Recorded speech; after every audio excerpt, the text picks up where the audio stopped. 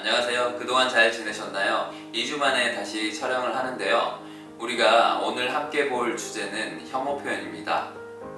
저번에 스테판 에셀의 분노하라는 책을 함께 보면서 감정에는 나름의 판단과 논리가 담겨 있다고 이야기했었습니다. 적절한 판단에 기반한 타당한 분노가 우리에게 필요하다고 이야기했었는데, 공적 영역에서의 타당한 분노는 사회 발전에 도움이 되지만 혐오는 사회의 갈등을 조장하는 나쁜 감정입니다. 안타깝게도 온라인상의 혐오 표현은 서로에게 상처를 주고 대화를 차단하는 장애물이 됩니다. 혐오 표현의 빈도가 잦아지고 정도가 심해짐에 따라 개인적, 공적 측면의 피해가 늘어나고 있습니다. 일각에서는 혐오 표현을 처벌해야 한다는 주장도 나오고 있는데요. 여러분들은 이 문제에 대해 어떻게 생각하시나요? 혐오 표현에 대해 이야기하기 전에 혐오에 대해 알아봐야 할 것 같습니다. 우리는 어떨 때 혐오를 느끼나요? 길가에 있는 똥을 볼 때, 부패한 음식을 볼 때, 로드킬 당한 동물의 사체를 볼 때 우리는 역겨움과 혐오를 느낍니다. 기본적으로 우리는 오염원을 마주할 때 혐오를 느끼는 거죠. 1차적으로 혐오라는 감정은 오염원을 피해 감염을 방지하도록 도와줍니다. 그런데 혐오는 오염원을 떠나 확장되는 경향이 있습니다. 우리는 오줌물을 아무리 정화한다고 하더라도 마시고 싶어 하지 않을 것이고, 바퀴벌레가 가득 들었던 그릇을 아무리 소독한다고 하더라도 그 식기를 사용해 음식을 먹고 싶어 하지 않을 겁니다. 근거 없는 혐오는 무생물에게만 해하는 것이 아니라 종종 사람에게 향하기도 합니다. 오염이나 감염의 문제를 떠나 혐오라는 감정은 대상을 확장하는 경향이 있습니다. 100여 년 전에 비누 광고는 흑인이 백인보다 더럽다는 편견을 전제로 만들어졌습니다. 몇 년 전에 나왔던 도구의 광고도 마찬가지였죠. 피부색을 오염도와 연관지어 생각하는 것은 비논리적이고 미신적이지만 매우 강력한 힘을 발휘했습니다. 영화 히든 피겨스는 1960년대 나사를 배경으로 하는데, 영화를 보면 유색인종 화장실이 따로 있었다는 걸 알 수 있습니다. 유색인종과는 커피포트도 함께 쓰고 싶어 하지 않은 백인들의 모습이 나오기도 하죠. 과학자들조차 혐오라는 미신적인 감정에서 벗어나기 어려웠던 것이죠. 혐오는 기본적으로 신체성과 동물성에서 벗어나려는 시도입니다. 육체가 가지고 있는 어쩔 수 없는 더러움과 오염에도 불구하고 혐오를 하는 사람은 자신만은 순수하며 혐오의 대상자가 오염되어 있다는 프레임을 만들어냅니다. 인간은 누구나 원초적으로 혐오의 감정을 갖고 있지만 이 혐오의 감정이 확장되어 타인에게 향할 때 문제가 발생합니다. 기본적으로 혐오의 감정은 강자가 갖는 감정입니다.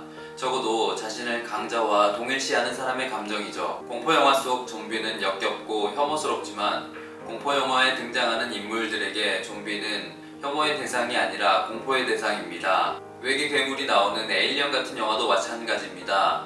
외계 괴물은 혐오스럽게 생겼지만 등장인물들에게 외계 괴물은 혐오의 대상이 아니라 두려움의 대상입니다. 혐오는 자신이 우월하다는 인식에서 나오는 감정입니다. 여기서 혐오의 위험성이 발생합니다.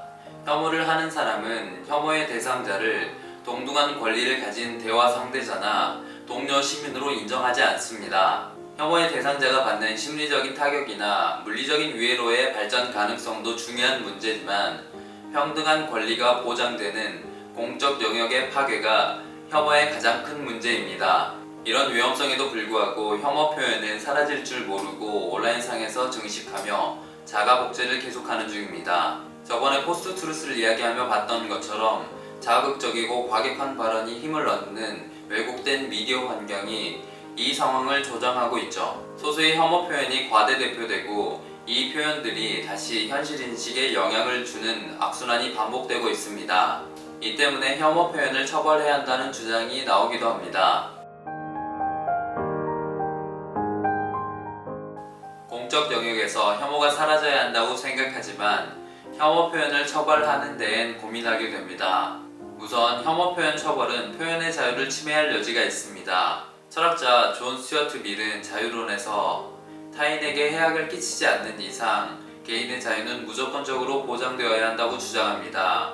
그 중에서도 밀은 표현의 자유를 강조하는데, 표현의 자유를 억압하는 것이 진리 탐구를 어렵게 한다고 이야기합니다.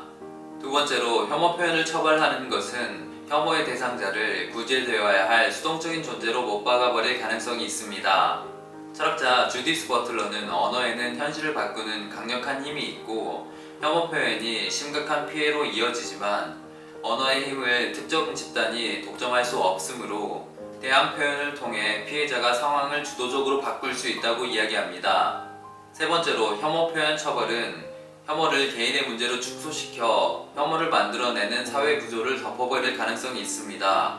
근본적인 대책이 되지 못하는 거죠. 네 번째로 혐오 표현의 기준이 모호합니다. 처벌 기준을 어디에 둘 것인가 하는 것이 큰 문제가 될 수밖에 없죠.